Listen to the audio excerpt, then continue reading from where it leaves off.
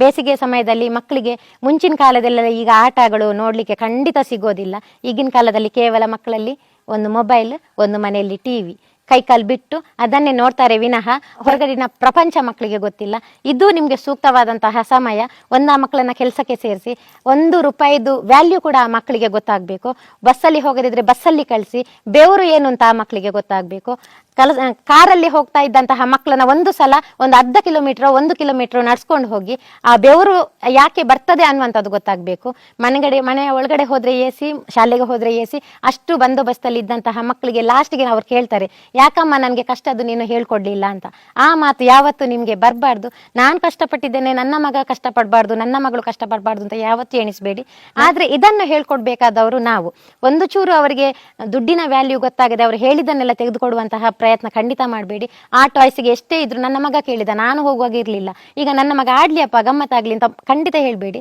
ಅದರ ವ್ಯಾಲ್ಯೂ ಎಷ್ಟು ಅಂತ ಹೇಳ್ಬಿಟ್ಟು ಆ ಮಕ್ಕಳಿಗೆ ಆ ಜವಾಬ್ದಾರಿ ಅನ್ನುವಂಥದ್ದು ಬರಲಿ. ನಾವೆಲ್ಲರೂ ಕೈ ಜೋಡಿಸಿದರೆ ಮಾತ್ರ ನಮ್ಮ ಇಂದಿನ ಮಕ್ಕಳನ್ನ ಸತ್ಪ್ರಜೆಗಳಾಗಿ ಮಾಡಲಿಕ್ಕೆ ಖಂಡಿತ ಸಾಧ್ಯ. ಮನುಷ್ಯರ ಮೇಲೆ ಖಂಡಿತ ಪಾಸಿಟಿವ್ ನೆಗೆಟಿವ್ ಎಲ್ಲವೂ ಇರ್ತದೆ. ಆದರೆ ನನ್ನ ಜೀವನದಲ್ಲೂ ಖಂಡಿತ ನೆಗೆಟಿವ್ ಅಂಶಗಳು ಖಂಡಿತ ಬಂದಿತ್ತು.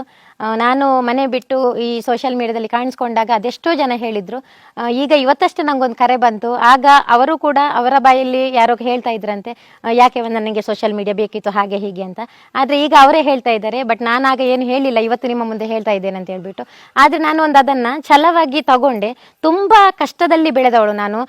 ನನಗೆ ಬಡತನ ಅಂತ ಹೇಳಿದ್ರೆ ಯಾವ ತರ ಇರ್ತದೆ ಅನ್ನೋದು ಗೊತ್ತು, ಸಿರಿತನ ಅಂದ್ರೆ ಯಾವ ತರ ಅಂತಲೂ ಗೊತ್ತು. ಒಂದು ₹10 ನಾನು ಕಣ್ಣೀರು ಹಾಕಿದವಳು. ಒಂದು ಸಮಯದಲ್ಲಿ ₹10 ಕೂಡ ನನ್ನ ಹತ್ರ ಇರಲಿಲ್ಲ. ತುಂಬಾ ಕಷ್ಟಪಟ್ಟು ಒಂದು ಕುಗ್ಗಿ ಹೋಗಿದ್ದಾಗ ಸಪೋರ್ಟ್ ಮಾಡುವವರು ಯಾರೂ ಇರಲಿಲ್ಲ.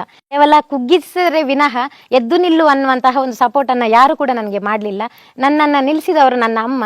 ಇವತ್ತು ಒಂದು 2-2.5 ವರ್ಷದಿಂದ ನಾನು ಒಂದು ಮನೆ ಕಟ್ಟಬೇಕು, ನನ್ನದೇ ಒಂದು ಸ್ವಂತ ಸೂರಾಗಬೇಕು ಅಂತ ನಾನು ಎಣಿಸ್ತಾ ಇದ್ದೆ. ಒಂದು ಅಪ್ಪನ ಮನೆಯಲ್ಲಿ ನನಗೆ ಜಾಗ ಸಿಕ್ಕಿದೆ. ಅಪ್ಪನ ಮನೆಯಲ್ಲಿ ನನ್ನ ಸ್ವಂತ ದುಡಿಮೆಯಿಂದ ಒಂದು ಮನೆಯನ್ನು ಕಟ್ಟಿದ್ದೇನೆ. ಆ ಮನೆಗೆ ಒಂದು ಅಮ್ಮ ಅಂತ ನಾನು ಹೆಸರಿಟ್ಟಿದ್ದೇನೆ.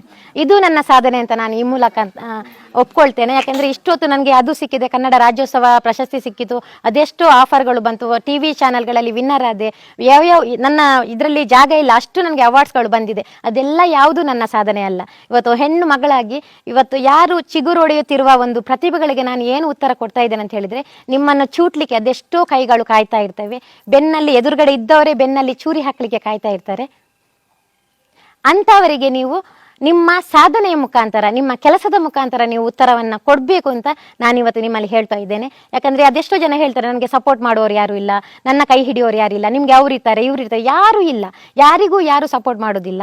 ನೀವು ಬಿದ್ದಾಗ ಎದ್ದು ನಿಲ್ಲು, ನಾನಿದ್ದೇನೆ ಅನ್ನುವಂಥವ್ರು ಯಾರೂ ಇರೋದಿಲ್ಲ. ಅಕಸ್ಮಾತ್ ನೀವು ಎದ್ದು ನಿಂತಾಗ, ಇವಳು ನನ್ನ ರಿಲೇಷನ್, ಇವಳು ನನ್ನ ಸಹೋದರಿ, ಇವಳು ನನ್ನ ಅಕ್ಕ, ಇವಳು ನನ್ನ ತಂಗಿ, ಇವಳು ನನ್ನ ಕೊಲೀಗ್, ಆ ಥರ ನಮ್ಮ ಸಂಬಂಧಿಕರು, ನಮ್ಮ ಅಕ್ಕಪಕ್ಕದವರು ಹೇಳುವವರು ತುಂಬ ಜನ ಇರ್ತಾರೆ. ಅಂತಹ ಸಂದರ್ಭದಲ್ಲಿ ಇದನ್ನು ನಾನು ಕೇಳಿ, ಇದು ಪರ್ಸನಲ್ ಒಪಿನಿಯನ್. ಯಾಕಂದರೆ ನಂತರ ಅದೆಷ್ಟೋ ಹೆಂಗಸರು ಮನೆಯಲ್ಲಿ ಇರ್ತೀರಿ, ನಿಮ್ಮ ಪ್ರತಿಭೆಗಳು ಖಂಡಿತ ನಿಮ್ಗಿರ್ತದೆ. ಯಾರೋ ಏನೋ ಹೇಳಿದ್ರು ಅನ್ನುವ ಉದ್ದೇಶಕ್ಕೆ ನಿಮ್ಮ ಪ್ರತಿಭೆಗಳನ್ನು ನೀವು ಖಂಡಿತ ಯಾವತ್ತೂ ಚ್ಯೂಟ್ ಹಾಕಬೇಡಿ. ಆ ಪ್ರತಿಭೆಗಳು ದೇವರು ನಮಗೆ ಕೊಟ್ಟಂತಹ ಒಂದು ವರ. ನಾವೇನು ಕದ್ದಿಲ್ಲ, ಯಾರ್ದು ನಾವು ದರೋಡೆ ಮಾಡಿಲ್ಲ. ನಮ್ಮ ಪ್ರತಿಭೆಯನ್ನು ನಾವು ಉಪಯೋಗಿಸಿಕೊಂಡು ನಮ್ಮಿಂದ ಯಾರಿಗಾದರೂ ಒಂಚೂರು ಸಹಾಯ ಆಗ್ತದೆ ಅನ್ನೋದಾದರೆ ಖಂಡಿತ ನೀವು ನಿಮ್ಮ ಕಾಲಲ್ಲಿ ನಿಲ್ಲಿ ಅಂತ ಈ ಸಂದರ್ಭದಲ್ಲಿ ಹೇಳ್ತಾ ಇದ್ದೇನೆ.